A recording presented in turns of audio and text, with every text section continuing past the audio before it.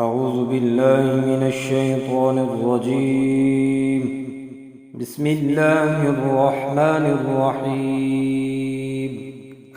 وقال الملك ائتوني به فلما جاءه الرسول قال ارجع إلى ربك فاسأله ما بال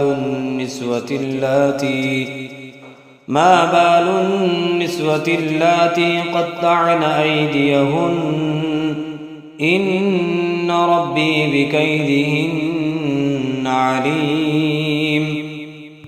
قال ما خطبكن إذ راوتن يوسف عن نفسه قلن حاش لله ما علمنا عليه من سوء. قالت امرأة العزيز الآن حصحص الحق وأنا راودته عن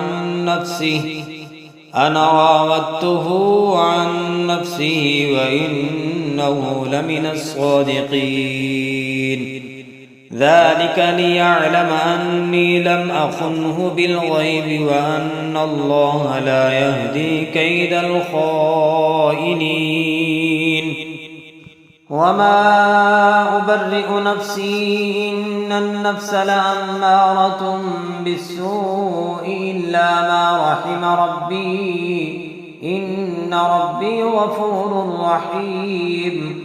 وقال الملك ائتوني به يستخلصه لنفسي فلما كلمه قال إنك اليوم لدينا مكين أمين.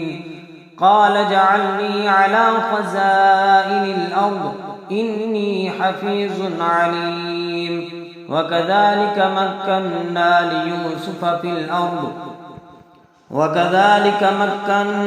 ليوسف في الأرض يتبوأ منها حيث يشاء نصيب برحمتنا من نشاء ولا نضيع أجر المحسنين. ولأجر الآخرة خير للذين آمنوا وكانوا يتقون. وجاء إخوة يوسف فدخلوا عليه فعرفهم وهم له منكرون. ولما جهزهم بجهازهم قال ائتوني بأخ لكم من أبيكم ألا ترون أني أوفي الكيل وأنا خير المنزلين. فإن لم تأتوني به فلا قيل لكم عندي ولا تقربون. قالوا سنراود عنه أباه وإنا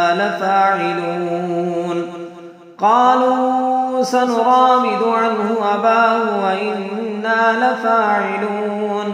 وقال لفتيانه جعلوا بضاعتهم في رحالهم لعلهم يعرفونها إذا انقلبوا إلى أهلهم لعلهم يرجعون. فلما رجعوا إلى أبيهم قالوا يا أبانا منع منا الكيل فأرسل معنا أخانا نكتل وإنا له لحافظون. قال هل آمنكم عليه إلا كما أمنتكم على أخيه من قبل فالله خير حافظا وهو أرحم الراحمين. ولما فتحوا متاعهم وجدوا بضاعتهم ردت إليهم قالوا يا أبانا ما نبغي هذه بضاعتنا ردت إلينا ونمير أهلنا ونحفظ أخانا ونزداد كيل بعير ذلك كيل يسير. قال لن أرسله معكم حتى تؤتون موثقا من الله لتأتونني به إلا أن يحاط بكم. فلما آتوه موثقهم قال الله على ما نقول وكيل.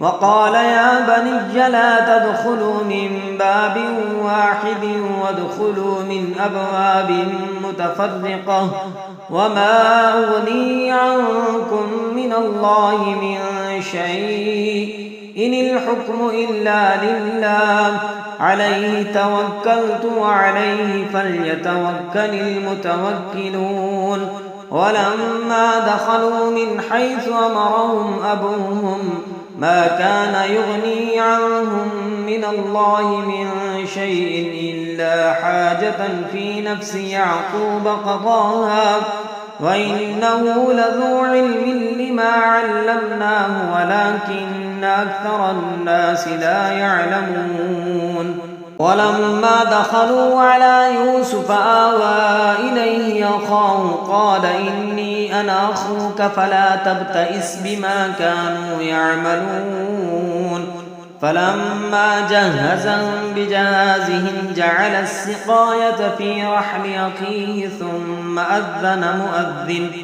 ثم أذن مؤذن أيتها العير إنكم لسارقون قالوا وأقبلوا عليهم ماذا تفقدون قالوا نفقد صواع الملك ولمن جاء به حمل بعير وأنا به زعيم قالوا تالله لقد علمتم ما جئنا لنفسد في الأرض وما كنا سارقين قالوا فما جزاؤه إن كنتم كاذبين قالوا جزاؤه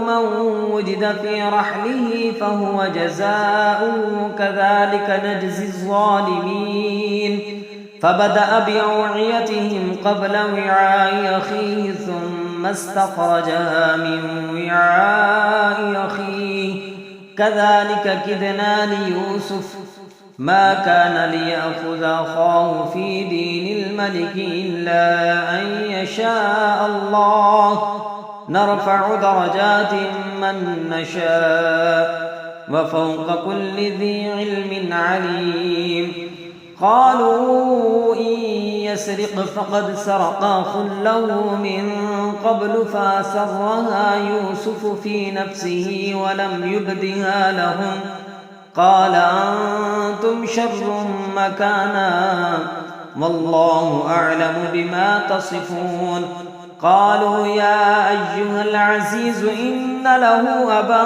شيخا كبيرا فخذ أحدنا مكانه إنا نراك من المحسنين قال معاذ الله أن نأخذ إلا من وجدنا متاعنا عنده إنا إذا لظالمون